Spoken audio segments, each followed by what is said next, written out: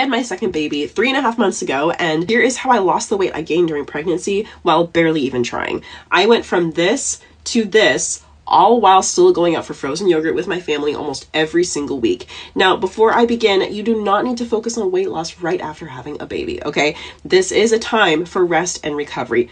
But it's also okay to want to feel your absolute best after being pregnant and feeling like trash and vomiting for 9 months straight. Hi, I'm Angelique, and I'm a perinatal fitness coach and personal trainer specializing in women's fitness during pregnancy and postpartum who recently dropped 20 pounds while still eating carbs, sugar, and barely stepping foot in the gym. So if you're a woman looking to lose weight postpartum, whether you're 5 months postpartum or 3 years postpartum, make sure you follow so you can be sure to reach your weight loss goals this year. I honestly wasn't sure if I was going to make this video because I didn't want to give the wrong impression that weight loss should be your #1 goal postpartum. But I figured, hey, if it helps just one person, then why not? Now, when I lost 30 pounds after having my first baby, it took about 8-ish months to fully feel like myself again. I was tracking all of my food, weighing it all out, meal prepping, all of that. Now, with this time around, I wanted to do something a little bit different.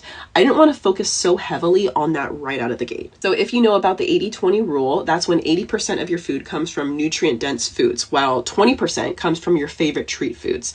So I started just being intentional about creating balanced meals for myself, focusing on protein first, and then building my plate around that with at least one carb source and a fat source. But I focused on something I really didn't care about last time, and that is fiber intake. So fiber is like the forgotten macronutrient, I feel, but it is so important for your health and digestion. Most people get in like 10 grams of fiber a day, but honestly, we should be getting like at least 20 to 25 grams. So I focused on getting at least one meal a day that was like really fiber heavy. So a lot of oatmeal, whole wheat breads, fruit and beans, stuff like that. So with focusing on both protein and fiber, I was able to stay fuller for a longer period of time, therefore just not wanting to eat as much as before. And so this naturally put me in a calorie deficit, causing me to lose about 10 pounds in my first month. Around that time, I actually missed tracking my food, as weird as that sounds. So I started slowly easing back into it, not focusing on macros, but still continuing my 80-20 rule.